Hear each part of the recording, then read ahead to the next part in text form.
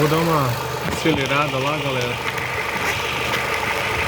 pra ver se eu consigo pegar melhor esse barulho.